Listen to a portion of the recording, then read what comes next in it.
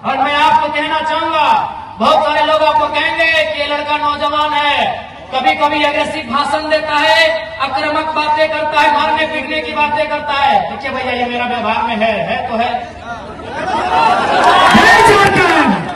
मैं कोई छुपा के अपना मेरा कैरेक्टर नहीं है जैसा सुदीप सोनू का है। मेरा कोई कैरेक्टर छुपा के नहीं है। मैं जैसा हूं आपके सामने हूं। मुझे टी शर्ट पहन के मंच में आना पसंद है, मैं आता हूं। मुझे खाली पांव पसंद है, मैं खाली पांव आया हूं। मैं कोई दिखावटी नहीं हूं, मैं जो हूं सो हूं। लेकिन हाँ, इतना कह देंगे, मैंने 2 साल झारखंड को देखा, बहुत करीब से देखा। लगभग नहीं करने तो 20 करोड़ मुआवजा हम लोग लड़के दिलाए। 20 करोड़ रुपया हम लोग मजदूरों को लड़के दिलाए। कहीं कहीं नहीं भी दिला पाए, ये भी सही है, लेकिन 20 करोड़ और लगभग 1500 नियोजन हम लोग लड़के दिलाए। उस लड़ने के क्रम में झारखंड को मैंने बड़े करीब से देखा कि झारखंड में नियम से बात करने से ये राज नहीं चलेगा। इस देश में गांधी का भी आदर है, इस देश में भगत सिंह का भी आदर है, और मुझे लगता है झारखंड में भगत सिंह का चरित्र होना चाहिए।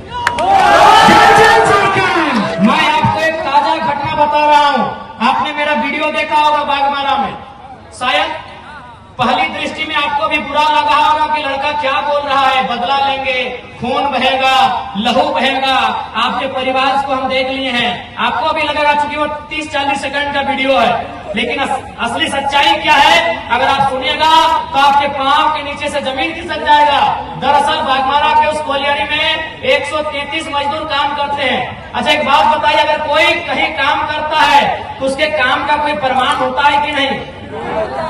चूंकि वो कोलियारी में काम करते हैं, यानी बीसीसीएल के अधीन काम करते हैं, लेकिन चूंकि बीसीसीएल ने टेंडर दे दिया है, तो टेंडर दे दिया है तो टेंडर वाली कंपनी का जिम्मा होना चाहिए। लेकिन उस मीटिंग में आप सुन रहे होंगे, टेंडर वाली कंपनी भी बोल रही है कि वर्कर मेरे नहीं है, बीसीसीएल भी बोल रही है ये वर्कर मेरे नहीं है, जबकि उनको पेमेंट भी मिल रहा है, 5600 मिल रहा है, किसी को 6200 मिल रहा है, किसी को 8000 मिल रहा है। तो मैंने वही सवाल किया कि भाई इनको 8000 पेमेंट दे कौन रहा है? इनको 8000 पेमेंट दे कौन रहा है? ये बीसीसीएल के वर्कर नहीं है, ये आउटसोर्सिंग कंपनी के वर्कर नहीं है, तो इनको पेमेंट दे कौन रहा है? बस वहीं कोई तीसरा आदमी छुप के बैठा है जो विधायक या सांसद है। उनका पेमेंट बनता है 32,000, उनको मिल कितना रहा है? 6,000। बताइए किसका खून नहीं खोलेगा? किसका खून? अगर आप में जरा भी इंसानियत है और आप में जरा भी अन्याय के खिलाफ लड़ने की क्षमता है तो आपका खून खोलेगा ही खोलेगा। पेमेंट कितना बनता है? 32,000। कितना मिल रहा है? 6,000। किसका खून नहीं खोलेगा? अरे वो तो मीडिया चल रहा था, कैमरा था, हमको भी मालूम था कि मीडिया लोग वीडियो ले रहे हैं, नहीं तो बोतल कसम से हम टेबल में पटकने के लिए नहीं उठाएंगे। अगर वो लाइव नहीं चलता ना तो एगो पदाधिकारी का कपार में पटकना। अब आपको अगर मेरा ये कैरेक्टर नहीं पसंद है, वोट मत दीजिएगा, झूठ बोल के वोट नहीं लेंगे। अगर हम लोग सत्ता में आ गए तो बिल्कुल रिएक्शन होगा, जनता के साथ रिएक्शन नहीं होगा। बेईमान और भ्रष्ट पदाधिकारी है, उनके साथ रिएक्शन होगा। मैं आपको इसी गिरिडीह लोकसभा की एक घटना सुना रहा हूं। गिरिडीह लोकसभा, गिरिडीह विधानसभा पीरटण की घटना है। हमारे पीरटण के साथी भी आए, उनसे पूछिएगा। एक दिन उस ब्लॉक परिसर में 2 ऑफिसर चाय पी रहे थे। बातों बातों में चर्चा शुरू हुआ। एक ऑफिसर ने कहा कि सर, जयराम महतो का बहुत हवा है, लाखों लोग उसे सुनने के लिए आते हैं, लग रहा है वो गिरिडीह लोकसभा जीत रहा है। तो दूसरे ऑफिसर ने कहा, सर अगर वो जीत भी जाएगा तो क्या उखाड़ लेगा दिल्ली जाके? दिल्ली में उसको भाषण देने का मौका भी नहीं मिलेगा। वो एनडीए से भी नहीं है, इंडिया से भी नहीं है, वो मोदी के तरफ से भी नहीं है, वो राहुल गांधी के भी तरफ से नहीं है, तो जयराम महतो क्या उखाड़ लेगा सर दिल्ली में? तो दूसरे अफसर ने कहा कि सर आप ठीक बोलते हैं, जयराम महतो दिल्ली में कुछ नहीं उखाड़ पाएगा, लेकिन सर मेरा दिल कहता है जहां से गिरिडीह शुरू होता है और जहां गिरिडीह खत्म होती है, अगर वहां कोई बेईमान पदाधिकारी उसको दिखा तो रोड में पटक के मार देगा सर।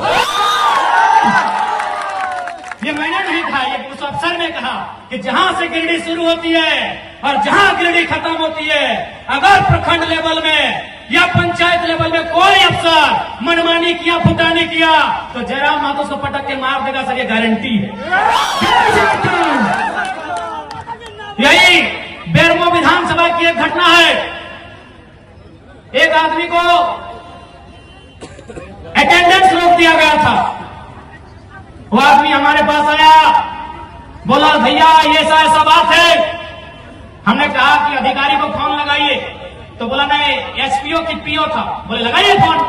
तो हमने फोन लगाया, उनको परिचय दिए कि सर हम जयराम कुमार महतो बोल रहे हैं, इनका अटेंडेंस बंद कर दिया गया है, गरीब आदमी है, नौकरी में रख लिया जाए। उधर से अधिकारी की आवाज आती है कि कौन जयराम महतो, हम तो नहीं पहचान पाए। हम इतने बोले कि आप विधायक और सांसद का खाली आवाज पहचानते हैं ना, अच्छी बात है, तो हम आज आपको फोन नहीं करेंगे, फोन काट रहे हैं। अब आपसे हम 2 महीना के बाद मिलेंगे, लेकिन दुआ कीजिएगा कि हम चुनाव ना जीते। अगर चुनाव जीत गए ना, और रोड में जहां दिखेंगे पटक के दामोदर नदी में गाड़ देंगे। विश्वास कीजिए, 10 सेकंड के बाद उस अधिकारी ने कहा कि जयराम बाबू बोलिए क्या काम है। 10 सेकंड में उस अधिकारी ने कहा कि जयराम बाबू बोलिए क्या काम है। हमने कहा काम हो गया है, रख लीजिएगा इसको। 10 सेकंड में, ये कोई बड़ाई नहीं कर रहे हैं।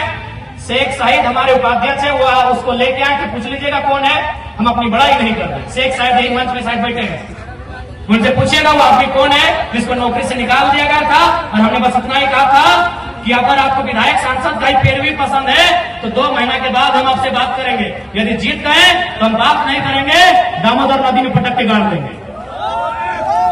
इसका मतलब क्या है समझे कि नॉन मैट्रिक मंत्री बनाइएगा तो क्या होगा, चोर गुंडा लोग को विधायक बनाएगा तो क्या होगा। अफसर सही पूरी तरह हावी है, मैनेजमेंट पदाधिकारी मजदूर के ऊपर चढ़ के बात करते हैं। इसलिए झारखंड को मीठी मीठी बात करने वाला लीडर नहीं चाहिए। यदि आपको लगता है मीठी मीठी बातों से झारखंड का काम हो जाएगा तो हमें मत चुनिएगा, हमें मीठा मीठा बात करने नहीं आता है।